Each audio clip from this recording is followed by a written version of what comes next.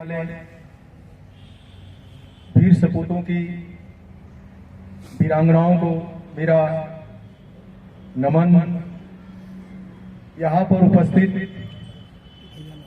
हमारे सारे सेवानिवृत्त भाई हेलो एवं सेवारत कर्नल एसके यादव, सबको मैं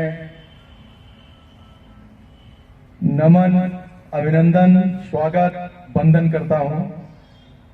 मैं यहाँ के संस्थापक, संचालक, कोऑर्डिनेटर, एंकर और सभी सहयोग देने वाले बंधुओं को नमन करता हूं। रही बात सीएचएस के बारे में जानकारी की, तो मैंने देखा सुरेश साहब काफी आप लोगों को कवर कर दिए हैं। जो सुविधाएं सरकार के द्वारा मिलती हैं उन्होंने काफी कवर कर दिया है। मैं डोगरा रेजिमेंट का ऑफिसर हूं, रिटायर्ड हूं। मेरी इससे पहले जिला सैनिक कल्याण अधिकारी सिद्धार्थनगर में था। मेरा ये मोटो था कि फौज में पैदा हूं, फौज की ही सेवा करके निकल जाऊंगा। अपनी पावती कटा लेंगे फौज की सेवा करते हुए। तो मैं और कहीं नहीं भरा, नहीं कहीं गया। जिला सैनिक कल्याण अधिकारी केवल 5 महीने सिर्फ नौकरी किया। वहां से त्यागपत्र देकर के मैं अपने अब एक गृह जनपद ही है, यहीं पर सेटल हूं। तो बनारस के वासियों और पूर्वांचल के वासियों की सेवा के लिए मैं यहाँ पर इंटरव्यू दिया, यहाँ सिलेक्शन हुआ। तो विगत जनवरी 22 से मैं यहाँ पर सेवारत हूँ, अभी तक चल रहा हूँ। साहब ने मुझे बोला था कि साहब अच्छी गैदरिंग है तो थोड़ा सीएचएस के बारे में जानकारी दे दें। बिल्कुल दूंगा। आप लोग काफी लोग मेरे से मुखातिब होंगे।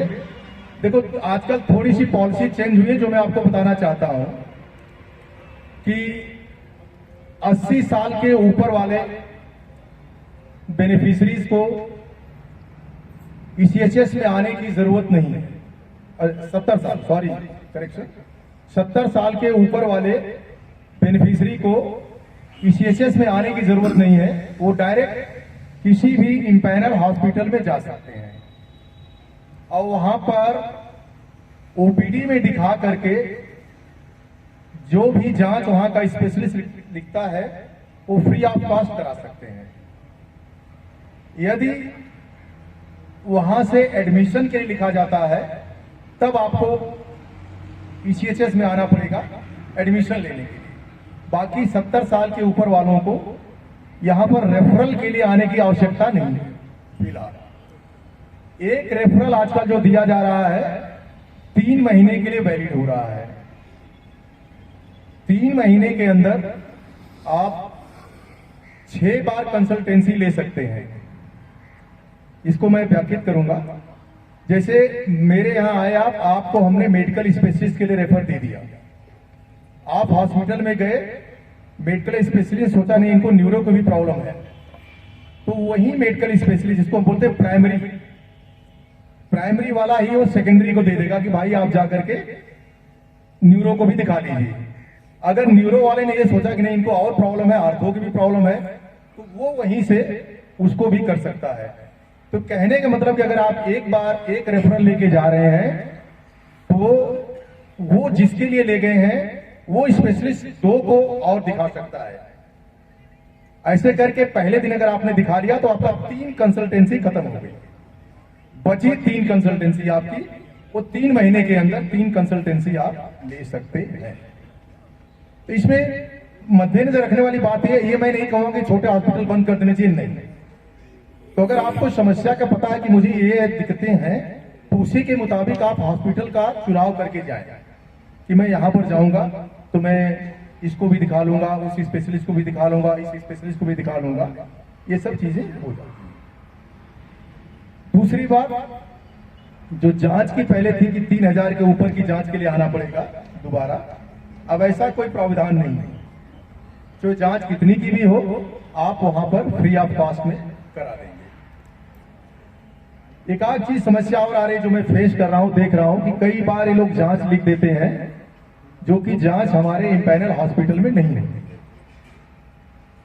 अगर उस जांच को आप बाहर कराना चाहते हैं तो आपको पॉलिक्लिनिक में आना पड़ेगा। वहां पर आपको हम एक आउटसाइडर सैंक्शन देते हैं कि भाई इन व्यक्ति को इस जांच की आवश्यकता है। उस आउटसाइडर सैंक्शन मिलने के बाद आप कहीं भी जांच करा देंगे, उस पैसे को क्लेम में डाल देंगे, आपका क्लेम पास हो जाएगा। दूसरी रही बात, आजकल एक मोबाइल ऐप चला है, काफी जोर दे रहे हैं, इसमें परेशान करने की जरूरत नहीं हो रही है। मोबाइल ऐप अगर आप प्ले स्टोर में जाकर के डाउनलोड करेंगे, उसमें बड़ी सुविधाएं हैं। आप घर बैठे अपना अपॉइंटमेंट ले सकते हैं कि भाई मुझे फलाने डॉक्टर के पास फलाने टाइम फ्रेम में जाना है, 10 से 12 दिखाना है, 102 दिखाना है, या क्या क्या फैसिलिटी है, समझ गए। जैसे कि आप अपनी बुकिंग करा सकते हैं, अपने कार्ड की हिस्ट्री देख सकते हैं, आपका रेफरल कहां कहां हुआ है वो देख सकते हैं, आप अपनी पॉलिक्लिनिक चेंज कर सकते हैं। मतलब काफी सुविधाएं हैं मोबाइल ऐप को डाउनलोड करने में। तो अगर आप सारे यूथ हैं काफी लोग, तो कर लेने बच्चों की मदद लेकर के आप प्ले स्टोर में जाकर के मोबाइल ऐप को डाउनलोड करें और सुविधाएं घर बैठे लें।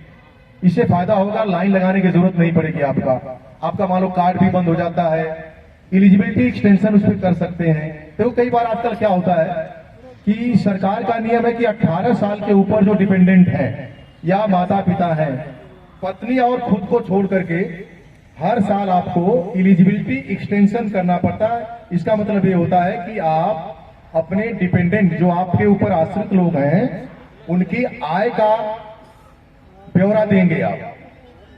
तो उसमें यह है कि जिसके पास पैन कार्ड है वो पैन कार्ड से साइबर में जाकर के पिछले 2 साल का आय का प्रमाण पत्र ले लें और ला करके वहां पर अपलोड करा दें, जिससे आपका 1 साल के लिए और वो आगे बढ़ जाता है।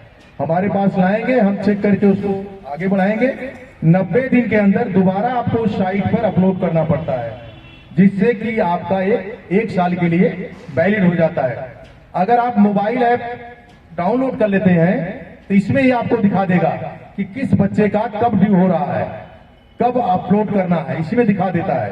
ये प्रैक्टिकल चीजें हैं। तो एक बार आप लोग मोबाइल ऐप को डाउनलोड करके ये सारी सुविधाएं लेने का कष्ट करें, अच्छा रहेगा, आप लोगों के फायदे के लिए रहेगा। एक आध चीजें और आ रही हैं।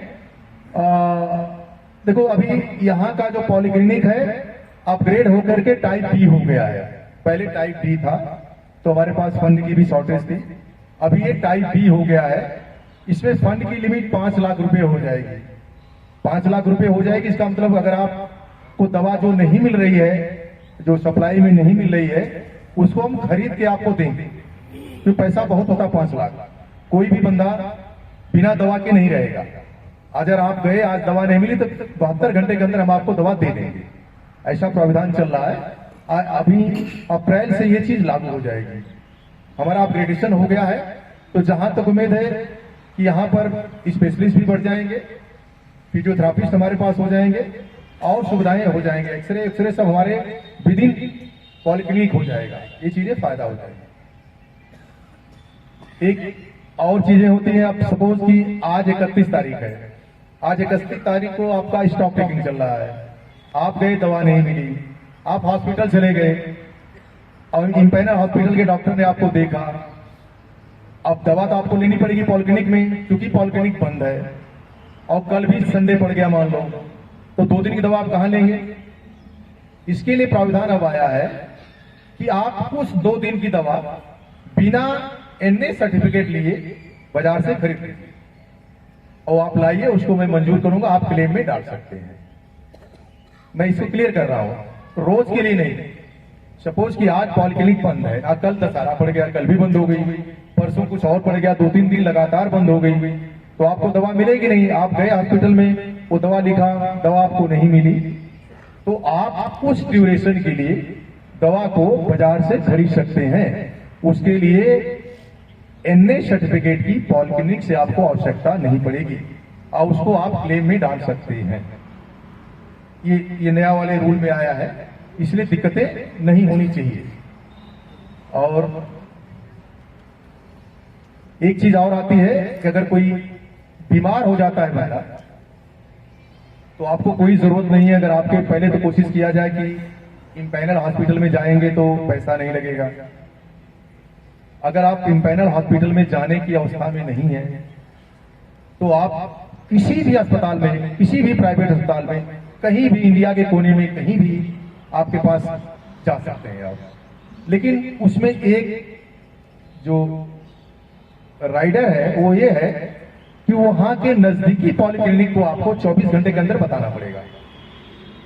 इंडिया में कहीं भी आप अपना इमरजेंसी में किसी भी प्राइवेट हॉस्पिटल में जा सकते हैं, लेकिन वहां के नजदीकी पॉलिक्लिनिक को आपको 24 घंटे के अंदर इन्फॉर्म करना पड़ेगा कि भाई मैं यहां पर एडमिट हो गया हूं इन कारण से, बस इतना है। तो जब आप वहां से डिस्चार्ज होके आते हैं, वहां पर एक बार आप रिपोर्ट कीजिए कि सर मैंने आपको बताया था। वो आपको एक रिपोर्ट देगा साइन करके,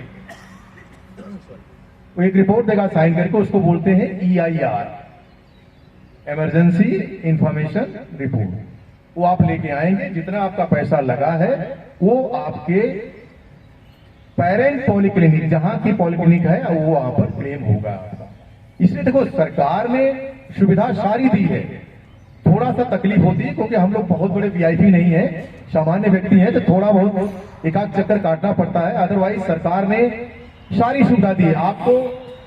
कैशलेस कैपलेस, इसका मतलब ये होता है कि एक पैसा नहीं लगना है, करोड़ों लगेगा तो भी इलाज होगा।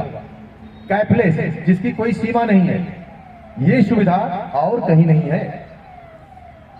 तो इसके लिए हमारा भी कर्तव्य बनता है कि जब हम जाते हैं हॉस्पिटल में एडमिट होते हैं या OPD में जाते हैं जांच कराने के लिए, तो अनावश्यक जांचों के लिए प्रेरित न किया जाए, क्योंकि हमारा पैसा है। अगर हमें बुखार हुआ तो जाके 20 जांच कराने की आवश्यकता नहीं है। जो रिलेवेंट जांच है, जो उससे संबंधित जांच है, वही जांच कराई जाए, इससे हमारे ही पैसे का सेव होता है।